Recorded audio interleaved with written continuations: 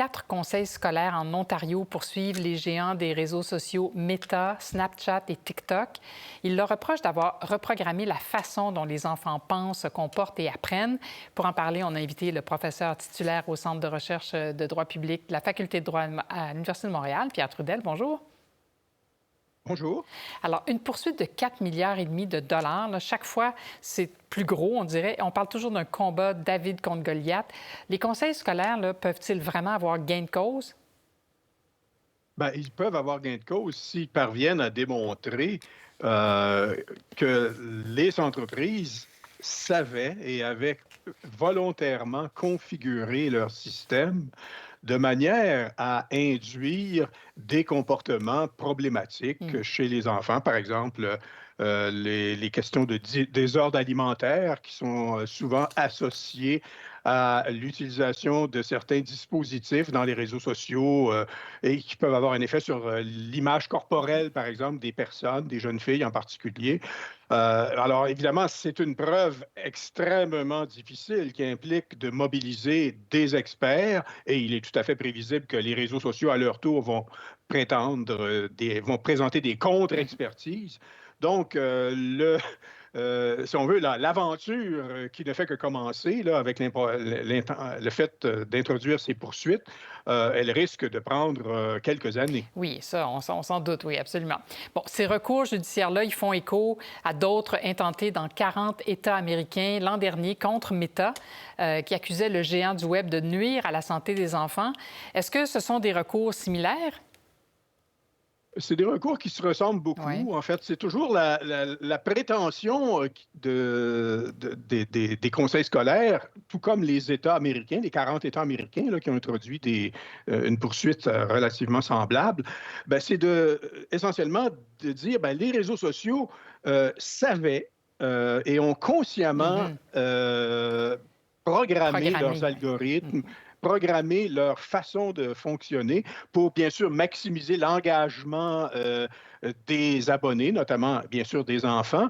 Et étant donné qu'ils savaient, ben, ils auraient dû prendre les précautions, agir de façon beaucoup plus proactive pour prévenir les effets pervers là, que, que l'on attribue aux réseaux sociaux.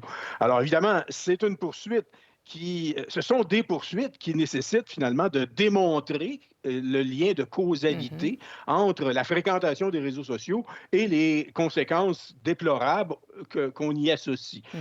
Alors, dans ce sens-là, oui, il y a une très grande similitude entre les recours intentés aux États-Unis et ceux qui sont intentés aujourd'hui au Canada. Et c'en est où aux États-Unis? Est-ce qu'il y a déjà des résultats ou enfin des avancées?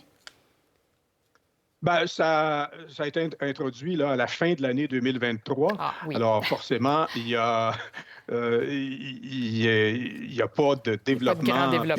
perceptible à ce moment-ci. Mhm. Bon, la poursuite parle de l'aspect compulsif de l'usage de ces réseaux là, par les enfants, mais la défense, de son côté, va peut-être faire valoir que ça relève de la responsabilité des parents, ça? Oui, ça, c'est l'argument classique. Hein. Mhm. On dit ben, c'est aux parents de s'occuper de ça. On avait, il y a plusieurs années, lorsqu'on discutait sur la publicité dirigée vers les enfants, Oui. certains disaient toujours que c'était aux parents de s'occuper de gérer la fréquentation de la télé chez leurs enfants. Alors, c'est l'argument classique. Évidemment, c'est un argument qui risque de ne pas être très convaincant dans ce contexte-là, puisque le reproche qui est fait aux réseaux sociaux, c'est d'avoir littéralement euh, tout fait finalement pour provoquer une Mhm. accoutumance, parfois même compulsive, chez les enfants et chez les adolescents pour fréquenter les réseaux sociaux. Alors, mettre tout ça sur le dos des parents, bon, ça peut toujours convenir à certaines personnes qui se servent de ça pour discréditer toute tentative là, de réglementer les réseaux sociaux. C'est un argument qu'on entend très souvent. Sauf que au plan là, du caractère vraisemblable ou de la capacité des parents même de pouvoir littéralement gérer ou isoler intervenir. leurs jeunes et gérer les enfants, gérer la fréquentation par leurs enfants des réseaux sociaux. Disons qu'il y a une marge, là, et il serait étonnant là, que ce seul argument-là puisse venir à bout des prétentions des conseils scolaires et des autres qui poursuivent. Mais on imagine bien qu'on l'entendra à la Cour. Pierre Trudel, merci beaucoup pour cette entrevue. C'est un plaisir. Bonne journée.